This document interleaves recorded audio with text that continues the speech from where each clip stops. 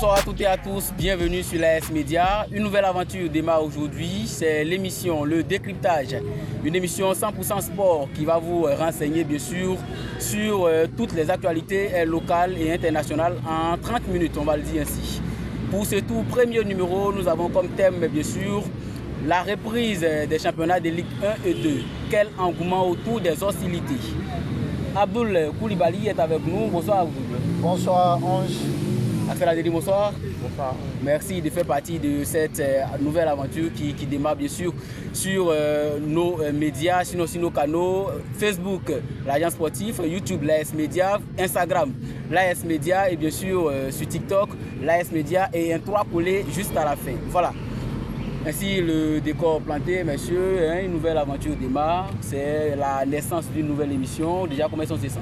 Je pense qu'on va rentrer en profondeur, on va décrypter les actualités du football, surtout local, et puis pourquoi pas se pencher un peu sur l'international. Je pense que c'est déjà une belle émission, vu le décor, c'est innovateur, donc on va essayer de donner le meilleur de soi-même pour satisfaire nos internautes. C'est bien ça, donner le meilleur de nous-mêmes pour satisfaire nos internautes. Axel Adeni, comme on l'a dit, une nouvelle émission, on va dire un nouveau lieu d'échange. Voilà. Alors moi je suis vraiment ravi, content de retrouver toute l'équipe sur le plateau comme en dehors. Vraiment content de revoir mon confrère Abdoul, revoir Ange, vous êtes là, super. Donc clairement on va faire ce qu'on sait faire de mieux, on va parler football, on va vivre football, on va vivre tout le sport en général et il n'y a rien de tel quoi. C'est bien ça, et puis on le sait très bien, vous êtes amis pour le moment, mais après, une bagarre peut éclater. C'est ce qu'on sait. Après un faux point. On rentre tout droit dans le vif du sujet. Le championnat, disons, le samedi 15 août 2025 au stade Amadou Gon Koulibaly de Korogo. Bien sûr, la Ligue professionnelle de football de Côte d'Ivoire a lancé officiellement la saison 2025-2026 au niveau de la Ligue 1 Lonassi. On le sait, on va le rappeler, les 16 clubs qui participent bien sûr dans ce championnat-là, on va dire.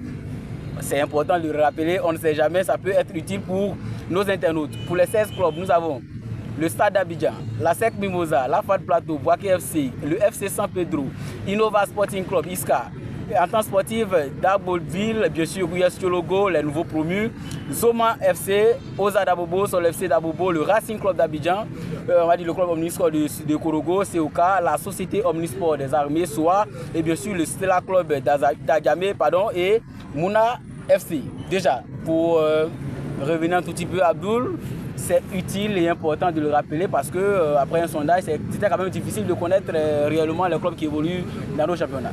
C'était compliqué, voilà, parce que on n'a pas encore cette culture de suivre nos championnats, en l'occurrence la Ligue 1, mais je pense que c'est utile et puis voilà, ça informe, ça éduque aussi au niveau de la Ligue 1. Donc je pense que voilà, c'est comme l'adage le dit, c'est la répétition est pédagogique. C'est ça. Donc voilà. On va le répéter. On va le répéter. Clairement, il faut répéter. Pour nous qui sommes plus proches du sport, c'est facile d'entendre des noms, de les connaître, de tutoyer certains joueurs. Mais après, pour le grand public en général, c'est un peu difficile parce que le football n'est pas à son paroxysme. Le championnat n'est pas à son paroxysme en Côte d'Ivoire, il faut le savoir. Et à la différence de l'équipe nationale, le reste, c'est très peu connu. Du coup, vraiment beaucoup d'efforts à fournir encore. Mais je pense que ça va venir. Je pense que ça va venir quand on va rentrer dans le sujet. Je pense qu'en parlant de la Ligue 1, il y aura plus de choses qu'on va ajouter. Parce qu'il y a de très belles choses qui se font depuis l'année dernière, surtout au niveau des médias. Surtout au niveau des médias pour vraiment faire connaître les clubs. Je pense que les clubs aujourd'hui les plus connus sont des clubs qui sont assez plus médiatisés par rapport à d'autres. Donc je pense que ça va venir. Ça va venir, on le sait très bien. Les noms qui nous reviennent par moment, c'est ASEC, Africa. Bon, certains pensent toujours que l'Africa est toujours en Ligue 1 du Côte d'Ivoire. Bon, pour information, ils sont en Ligue 2 depuis pas mal de saisons en tout cas. Ils sont un habitué, on va dire des habitués de cette division-là. On va revenir rapidement sur le sujet. La Ligue 1 a repris à Korogo. Déjà 2 journées disputées. Comment est-ce qu'on évalue les niveaux? Comment est-ce que les choses se passent à votre niveau?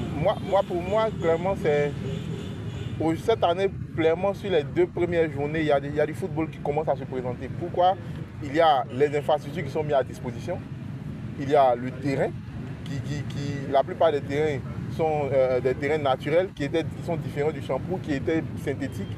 Et donc il faut attendre au fur et à mesure. Certains joueurs ont du mal à s'adapter.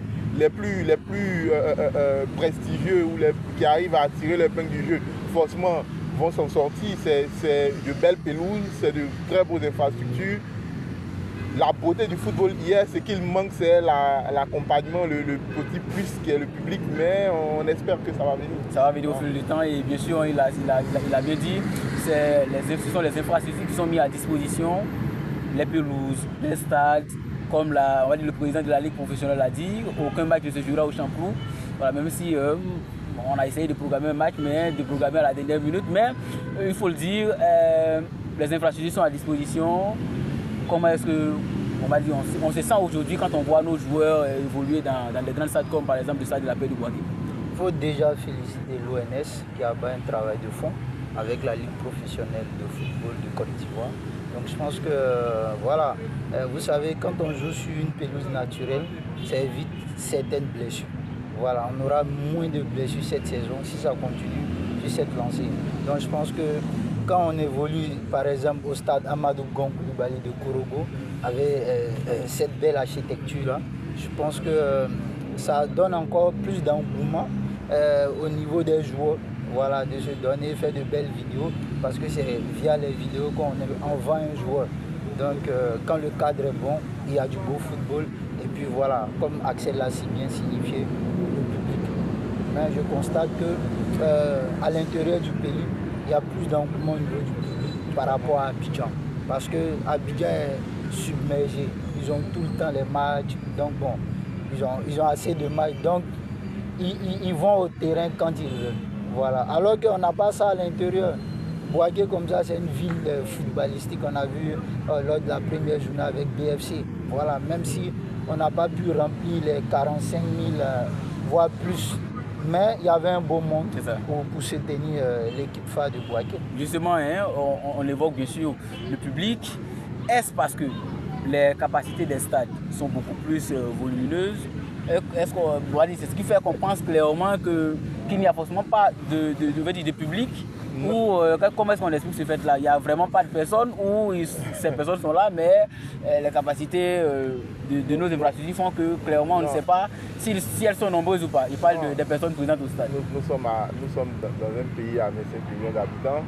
25 millions d'habitants, même les étrangers quand même peuvent s'intéresser au football. 25 millions d'habitants, quand on prend une ville comme Boaké, quand vous faites des recherches selon les dernières statistiques, on est à plus de 900 000 habitants, autour de 900 000 habitants. Et donc, pour un stade qui fait 40 000 places, c'est rien. C'est rien en vrai. Et donc, c'est un désintérêt apparemment. C'est un désintérêt, c'est une identité dans laquelle les gens ne se trouvent pas encore. L'identité des clubs. Parce qu'aujourd'hui, dites à un joueur, un Boakois qu'il y a une équipe internationale, française ou espagnole, qui vient jouer un match amical. Je dis bien un match amical, pas même un match de championnat. Ici en Côte d'Ivoire, vous verrez que les stades seront pleins à craquer. Il y a des matchs, il y a des compétitions internationaux qui se jouent sur nos stades, où il y a quand même plus de public que notre championnat local. C'est juste vraiment l'identité que les gens n'ont pas avec les clubs. Et ça, c'est ce qu'il faut inculquer à ces clubs-là, avoir une identité, avoir une proximité avec les équipes locales. Donc je pense que petit à petit, ça va se faire. C'est ça, on va revenir encore sur cette histoire de manque, on va dire, d'engouement au stade. Mais bien avant, on va aborder la reprise aussi de la Ligue 2 et puis combinant tout petit peu l'engouement autour des championnats locaux. Comme je l'ai dit à l'entame, 7 jours après bien sûr la reprise de la Ligue 1 Lunassi, c'est-à-dire une semaine, il y a la Ligue professionnelle de football dirigée par M. Salif Bictogo qui a lancé officiellement bien sûr la saison au niveau de la Ligue 2 de Côte d'Ivoire. L'Africa Sport d'Abidjan, qui est maintenant un habitué de cette division, a ouvert le bal en affrontant bien sûr le nouveau relégué La Zenguélé au parc des sports de Trècheville. Match qui s'est d'ailleurs soldé par un score de 0 but partout. Messieurs, la Ligue 2 a également repris ses droits normalement. Déjà, comment est-ce qu'on évalue l'engouement clairement autour de cette division-là? Moi, je pense que l'Africa, c'est comme la SEC en Ligue 2. Voilà. L'Africa arrive à drainer un peu de monde. Voilà, il faut le reconnaître. Les membres associés vont au stade. Maintenant, au niveau du sport à proprement dit, je pense que l'Africa démarre timidement, voilà, par rapport aux autres saisons. Donc je pense qu'ils doivent s'imprégner des situations passées pour corriger cette saison et véritablement monter en Ligue 1. Parce qu'on attend l'Africa là. On rêve d'un derby à Sec Africa, par exemple au stade de la paix de Boaki. Voilà. Donc je pense que cette année, normalement, l'Africa doit monter. Normalement. Mais après, pour ironiser la chose, je dirais que Dieu merci, l'Africa en Ligue 2. Dieu merci, l'Africa en Ligue 2. La Ligue 2 a un peu de public. Ouais, il faut le dire. Dieu merci. Au moins, ils sont utiles à la Ligue 2. Mais on ne va pas aller plus très vite. L'Africa démarre souvent la Ligue 2 très bien, qui finit très mal. S'ils sont à même de faire les matchs nuls dès le départ et d'en faire des victoires à la fin, je pense que ce serait favorable. Mais quelqu'un disait comme ça que voilà, l'Africa, sinon on va dire les joueurs de l'Africa ne vont pas attendre forcément la dernière journée pour choquer le public. Ah ouais, ah ouais, mais c'est vrai. Après, moi je pense que le problème c'est vraiment la pression qu'on met à l'Africa. On met une certaine pression à l'Africa. C'est un club d'élite. Un club d'élite qui se retrouve en Ligue 2. Clairement, pour tout analyste de football, il est censé savoir que l'Africa allait faire au moins 2 saisons en Ligue 2. Pourquoi? Parce qu'en descendant, l'Africa se serait mis la pression pour monter.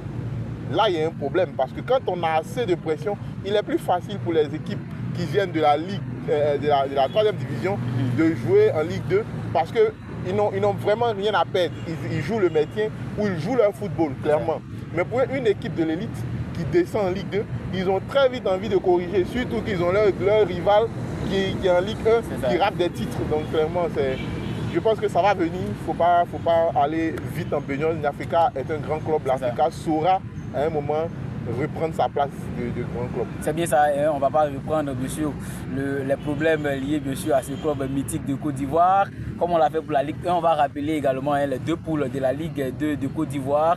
On a OFC Adiaké pour la poule A bien sûr, AJ de Guibérois, US Fermé, AS Standard, WAC le CO Boisflé, EFIM, l'Anfiala Sport d'Atecoupé, bien sûr AS Divo, c'est le Sport de San Pedro, Donkoff FC, Jacques Dangré, 2 Plateaux FC et puis Lys Sassandra. Au niveau de la poule B, pardon, le Sporting Club de Gagnoa, Espérance d'Issia, Siroko FC, RFC bien sûr d'Aboisseau, ES Benjerville, Siawazi, Africa Sport d'Abidjan, Azida Bengourou, Leader Sporting Club de Makori, Yamoussoukro FC, Esbafing, Nou FC de San Pedro, Atlantis de Dembokro et bien sûr l'AS Denguele. Ce sont quand même les 24 clubs, si je ne me trompe pas, 28 ou 24, 28 je pense.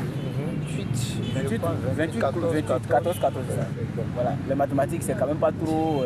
Voilà. On 28, voilà. Ouais, 28, c'est 28. Donc on a la poule B qui semble être la poule la plus relevée. Quand on pense déjà à Gagnoa, disons à l'Africa Sport, à Zida Bengourou, Leader Sporting, Yamoussoukro FC, AS Denguele, c'est quand même le haut niveau. En vrai, dès le tirage, je pense que Abdoul, on était ensemble, on avait vu ensemble les premiers. Voilà. C'est une poule qui fait jaser. Je pense que pour les poules où l'Africa méritait de sortir, aujourd'hui la poule il se trouve, c'est vraiment pas facile. C'est là qu'ils devront montrer qu'ils sont un grand club. Oui, c'est là qu'ils devront montrer qu'ils sont un grand club. On a la Zida Bengourou qui est aussi un club très mythique dans l'histoire du football ivoirien, qui s'y trouve et qui est un club qui n'a pas aussi envie de, hormis ses problèmes à son sein. C'est un club quand même, aujourd'hui, il faut savoir que tous les clubs portent un nom. Le nom, il demeure quand le club une fois déjà dans le passé fait de grandes choses. Donc aujourd'hui, il revient à ces grands clubs-là d'élever ce football de 2e division. Je pense, pourquoi pas voir un exemple de championship en Côte d'Ivoire, pourquoi pas. Mais c'est vraiment intéressant à voir. C'est une poule qui vraiment, cette année, va tirer beaucoup d'attention et va faire couler beaucoup d'encre. C'est ça. C'est bien ça, Abdou. La Ligue 2, l'engouement au niveau de la Ligue 2, je pense que c'est un peu plus quand l'Africa paye. Ouais, vous savez, l'Africa, comme je l'avais dit tantôt, draine du monde. Pas assez, mais draine du monde. par rapport à certains clubs même de Ligue 1. Donc je pense qu'il y a un peu d'engouement, surtout Jaka, que tout le monde rêve de voir ce produit jouer. Ces jeunes formés par Jean-Marc Guillou. Voilà, donc je pense qu'avec leur football produit, ça va encore drainer du monde parce que avec leur première sortie où ils ont fait 1-1, je pense, ouais, 1-1, là, ça a donné tout de suite l'envie, l'engouement à certains internautes d'aller au terrain pour aller voir comment ils évoluent, quel football ils produisent. Voilà, donc je pense qu'avec la venue de Jacques en Ligue 2, ça va encore drainer du monde au niveau de la Ligue 2. C'est ça. Voilà. Comme il l'a dit, Jacques a écouté Abdoul, c'est plus le beau jeu qui va attirer un peu plus de monde. Oui, clairement, comme il le disait, c'est une équipe, une très belle équipe, l'équipe de Jacques, que tout le monde a envie de connaître, d'où la réputation de Jean-Marc Guillou.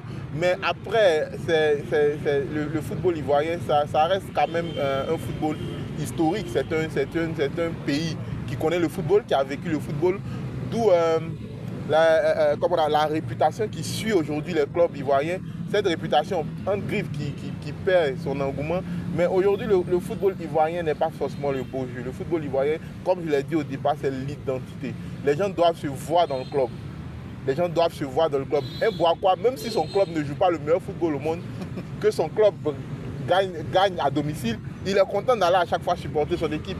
Donc clairement, il y a le beau jeu, mais il y a l'identité, l'ADN des clubs, l'ADN de la ville que les gens ont envie de voir. Je prends par exemple un club comme CO Boisflé, qui est un club qui existe depuis très longtemps, qui a tâtonné très bas, au bas de la ligue et tout, mais c'est un club qui a une réputation au niveau de Boisflé. C'est un club qui est connu. Il y a beaucoup de footballeurs à Boisflé, il y a beaucoup de centres de formation. Donc, un supporter de Boisflé ne viendra pas chercher une équipe qui a un beau jeu, il voudra supporter CO Boisflé parce qu'il aime CO Boisflé, il aime Boisflé. Donc, c'est vraiment ça l'ADN qui doit primer et qui va primer sur ce football local-là. C'est bien ça, donc on va essayer de recadrer un peu ce sujet-là. Bien sûr, les championnats de Ligue 1 et Ligue 2 ont repris, toujours le même constat. Les matchs se jouent devant des gradins presque vides, on va le dire. Donc, c'est, on va dire, la responsabilité au club ou, disons, à la Fédération ivoirienne de foot. Je pense que tout le monde a sa partition à jouer. Voilà. Autant les clubs que la ligue professionnelle. Voilà. Moi, je prends le cas de... peut-être en Amérique, aux USA, vous voyez les shows de basketball. Souvent, il y a des artistes qui sont invités pour prester. Pourquoi pas? À la mi-temps, même ça va dans la zone Kosafa, au niveau de l'Afrique du Sud, Malawi, Swaziland, il y a des artistes qui sont appelés pour venir prester lors des mi-temps. Avant le match, à la mi-temps. Et puis voilà, chacun rentre chez soi. Imaginez au stade de Boaké. On invite peut-être Serge Beno. Abdou, tu es un grand fan de Serge Beno? Non, j'aime peut-être Serge ou bien Penalty DJ. D'accord. Comme ils sont un peu reconnus dans la ville, voilà. Ils vont drainer du monde. Moi, le football, c'est du business. Qui invite les artistes? Non, le club peut, la ligue peut prendre aussi la décision. Parce que c'est la ligue professionnelle qui chapeaute. Abdou, je suis d'accord entièrement, je suis d'accord avec Abdou quand il dit que tout le monde a sa partition à jouer. Oui, tout le monde a sa partition à jouer, mais le problème c'est du comment tout le monde va jouer sa partition. Moi, j'ai suivi l'interview du président du Boaké FC qui disait qu'ils ont essayé cette année à l'Assemblée générale au sein des différents quartiers de faire des cellules, des cellules et autres, mais dans la forme, c'est bien, c'est beau. Dans le fond, comment est-ce que ça fonctionne? Comment est-ce que ça c'est fait? Moi, je dis, Boaké, par exemple, Boaké est une ville de football. Si ça ne marche pas, je ne pense pas que ce soit forcément à cause des artistes. Ce n'est pas les concerts. Non, c'est une solution. C'est des techniques, oui, non, je suis d'accord. C'est une solution. On n'a pas dit forcément. Comme on a dit, tout le monde a sa part à jouer. Qui on n'a pas à jouer? La ligue professionnelle a sa part à jouer dans la mesure au niveau de la médiatisation. Oui, mais est-ce que la médiatisation n'est pas faite? Moi, je pense que dans une certaine mesure, elle est faite. Elle est faite quand on cherche des chaînes de télé. c'est les fêtes. On parle du monde au niveau du stade. Mais c'est la communication qui amène le monde. La communication, vous dites là, il parle de médiatisation. Quand on parle de médiatisation, on fait plus attraction à la télé, à la radio. Moi, je peux rester chez moi et puis regarder la télé. Je ne parle pas de diffusion des matchs. Je parle de médiatiser le championnat. Ça fait partie de la médiatisation. Oui, mais donc on va laisser aller au bout de ses idées. Et puis après, voilà, il parle de diffusion. La diffusion des matchs, elle est déjà faite. D'accord. Mais les matchs, la communication dans les télés, ça attire du monde. Dire à une télé qu'il y aura ce match au stade de la paix, c'est fait. Donc, je pense, et j'ai dit dans mes propos, que cette communication-là est déjà faite. Est faite. Exactement. Donc, la Ligue professionnelle fait sa part. Moi, mon problème, c'est au niveau des clubs. C'est surtout au niveau des clubs. Il faut que les clubs apprennent à prendre, comment on appelle, leur courage à deux mains et savoir qu'ils sont en erreur. C'est à eux de faire le plus gros travail. Les clubs, cet argent-là bénéficie à qui? Cet argent bénéficie aux clubs. Et donc, qu'est-ce que ces clubs-là font? C'est d'approcher les populations.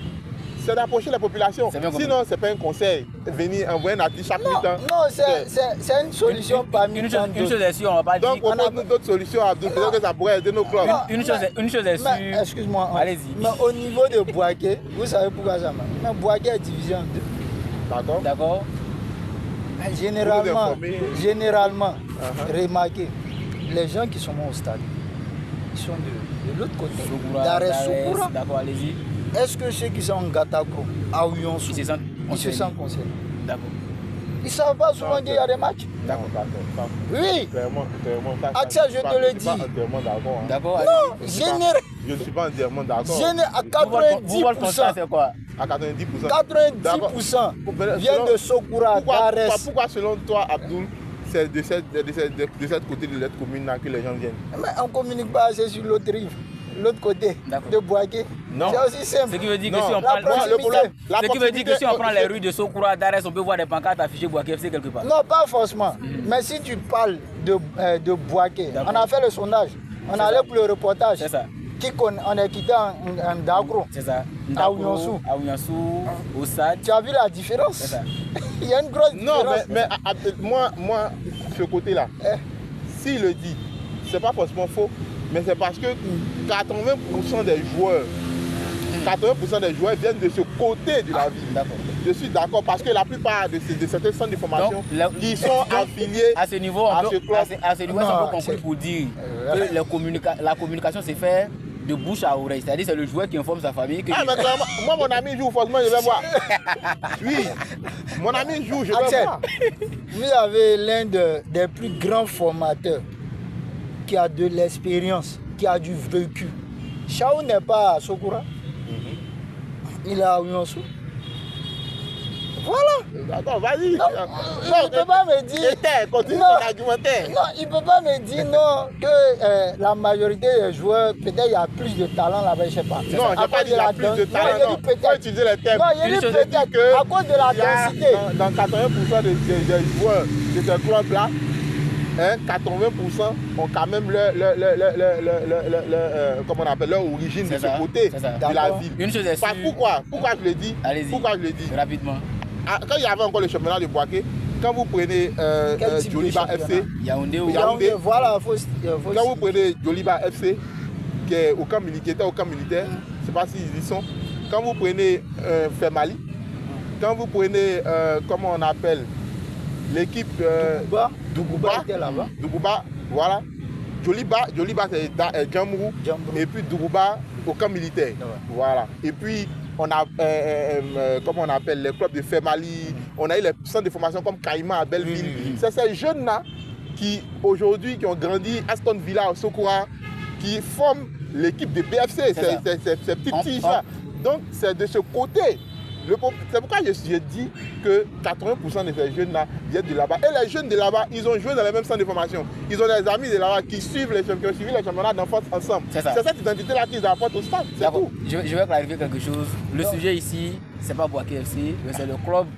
Disons, voilà, en général. Non, mais là, on parle de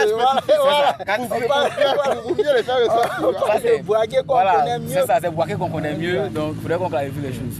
Et puis, une chose est sûre, on ne dira pas à quelqu'un que les populations n'aiment pas le football. On Clairement. pourra tout dire sur ça. Parce que même on va dire des tournois comme Tchétchèn, We Love ou quoi, je sais pas, les tickets sont excessivement chers que les tickets du championnat ivoirien. 500 000 francs. Il y a 5 000, 10 000, 20 000 de l'autre côté, mais c'est toujours rempli.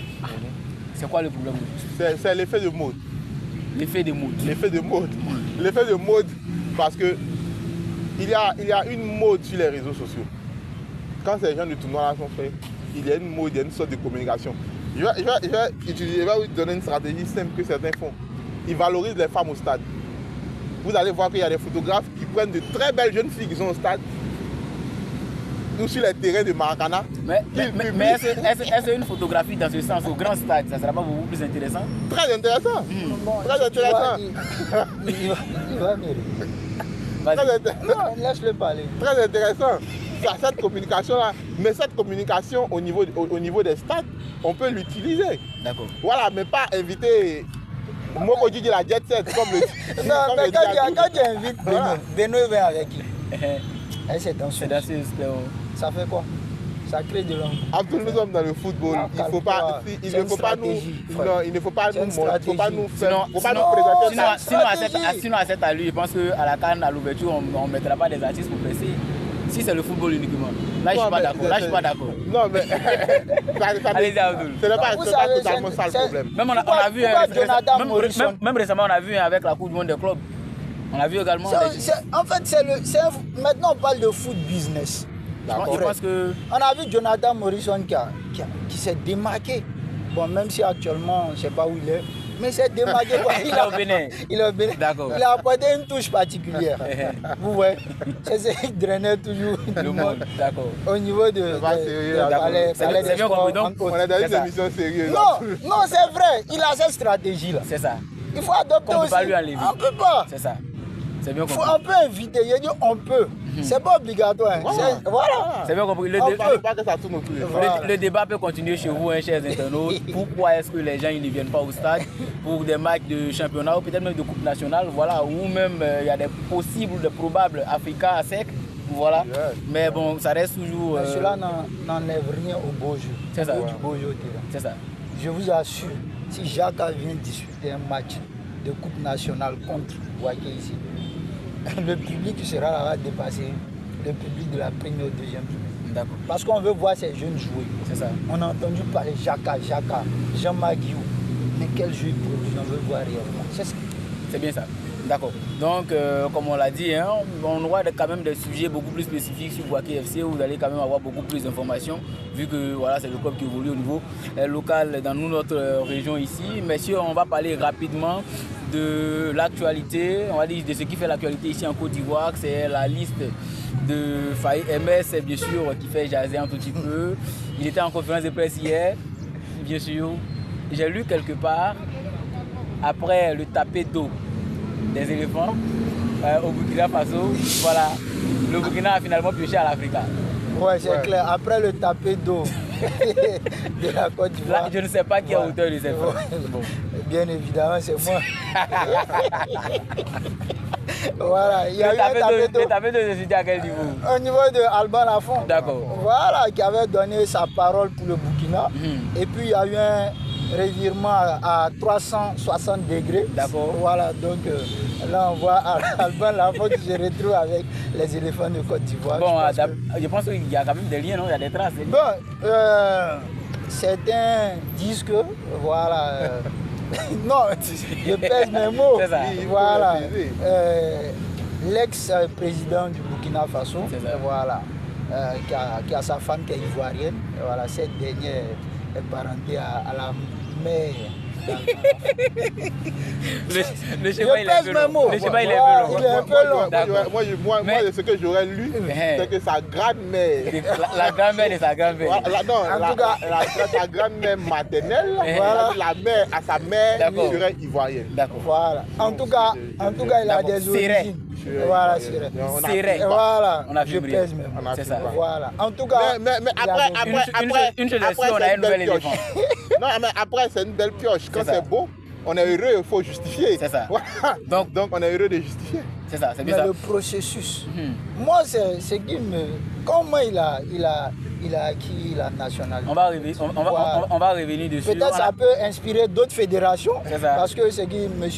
Diallo a fait, franchement, c'est un coup de maître. C'est un coup de maître. Voilà, D'accord. c'est clair. Donc on va rappeler la liste de joueurs sélectionnés par MS Faye. Au niveau des gardiens de but, on va aller pas à pas. Fofana Yaya, le gardien titulaire, Kone Mohamed, Alban Lafont, bien sûr. Badra quand même ne fait pas partie finalement de cette liste. Non, vous savez, Badra était libre de tout contrat après son départ d'un club sud-africain. Et là, il retourne encore en D2 sud-africain. Donc je pense que c'est dans ce temps-là, il fallait faire un choix. Il n'est pas en compétition. Même si Alban ne joue pas assez, mais il a un club, il s'entraîne. Voilà, donc je pense que... Moi, je dirais plutôt que Faye a fait un choix médiatique. D'accord. Un choix médiatique parce que, vous savez, les joueurs évoluent en Afrique sont très surcotés. Prendre des gardiens internationaux qui viennent de... Ils sont sous-cotés ou sur-cotés? Sous-cotés. Ils sont sous-cotés, pardon. Voilà. Et quand on prend des gardiens internationaux qui viennent de l'autre côté, ça attire plus, ça plaît plus. Non, mais actuellement, je préfère un gardien qui joue. Sinon, clairement, quelqu'un qui ne joue pas. Sinon, mais actuellement... Bon, si on veut aller dans cette logique, je pense qu'il y a des joueurs même qui ne méritent pas d'être sélectionnés. Exemple. Voilà, donc je continue avec la liste. Au niveau des défenseurs, Emmanuel Agbadou, Agba Clément, Jessine Kona, Kosonou Odilon, Evan Dika, Christopher Operi, Wiful Sengo, Zogbe Luc au milieu de terrain, Fofana Seko, bien sûr, Jean-Philippe Bamin, Diagon Parfait qui fait son retour, Kessier Franck, Sangaré Ibrahim au niveau de l'attaque, bien sûr, Simon Adengra, Bayo Bakoum, Diallo, Ahmad Traoré, bien sûr, Evan Guissan, Nicolas Pépé, Sébastien Haller et Bazoumana Touré, la pépite qui a été formée à l'essai de Moussa. Ouais, Académie Mosifcom, un jeune pétri de talent. Il a fréquenté les catégories U20 chez les éléphants. Après, il était avec les espoirs récemment. Voilà, il a fait de belles prestations. Donc, c'est mérité dans l'ensemble parce qu'il a joué le championnat U20 avec la SEC. Avant de se retrouver, comme on le dit dans notre jargon, derrière l'eau. C'est ça. Donc je pense qu'il a performé. Et puis je pense que c'est ce gaucher-là qui manquait un peu. Parce que quand vous voyez sur la ligne de l'attaque, je ne vois pas de gaucher. C'est ça. Voilà, il peut répiquer tout. Voilà, tout. C'est bien compris. Moi, je pense on va aller rapidement, nous sommes quand même à la fin. Allez-y. Moi, je pense que c'est une très bonne liste. Et je le dis, Faye a fait des choix où il n'a pas envie de dépenser de l'énergie. Il y a beaucoup de joueurs qu'il connaît, il y a beaucoup de joueurs avec lesquels il a déjà travaillé. Il sait que son vestiaire ne sera pas pourri. C'est un vestiaire qui, en griffe, se connaît. Il a essayé d'enlever juste des joueurs qui feront jaser, qui feront beaucoup discuter. Et là, il fait une liste quand même qui n'est pas très, très mauvaise, qui est une liste quand même qui est présentable, qui peut aller contre la Burundi, qui peut aller contre le Gabon. Tout ça, donc clairement, c'est pas une liste, on verra par les résultats. C'est ça, voilà. C'est bien compris. Messieurs, merci d'avoir répondu à toutes ces questions et d'avoir bien sûr argumenté cette émission. Nous sommes à la fin. Un mot de fin rapidement. Voilà, moi je pense que Faye, c'est une très bonne liste, on va revenir vite là-dessus, avec deux nouveaux. Voilà, il doit prendre ses 6 points sur 6 pour pouvoir dépasser ou bien voilà, mettre un peu d'avance par rapport au Gabon. Donc le match le plus compliqué déjà commence par le Burundi. C'est ça. Ensuite, Franceville sera 2 fois compliqué parce que c'est à l'extérieur. C'est ça. Donc je pense que les éléphants ont tous nos soutiens, Faye a tout le soutien du peuple ivoirien qui ne tarde pas à grogner. Donc voilà, attention à eux. C'est ça. Merci de retrouver toute l'équipe. Merci à vous, Ange. Merci à Abdoul. Je pense qu'au fur et à mesure, il va encore travailler. Ça va venir. Juste pour rigoler, mais vraiment merci de retrouver cette équipe. Et puis on espère qu'au fur et à mesure, on sera là. On sera tout le temps là. On sera père. Nous, on sera là. C'est ça. Merci Axel, merci à Abdoul Koulibaly, merci à vous chers internautes d'avoir suivi cette émission. On le rappelle, pour nous suivre sur Facebook, c'est l'agent sportif, sur TikTok, c'est l'AS Média, 3 à la fin, tout en un mot en fait on va le dire, et puis sur Instagram, l'AS Média 2025, sur YouTube, l'AS Média également. Voilà, merci de nous donner la force possible et bien sûr chaque vendredi à 18h30, vous aurez bien sûr une émission qui va décortiquer et vous informer sur toutes les actualités sportives qui marqueront la semaine. Merci et à très bientôt.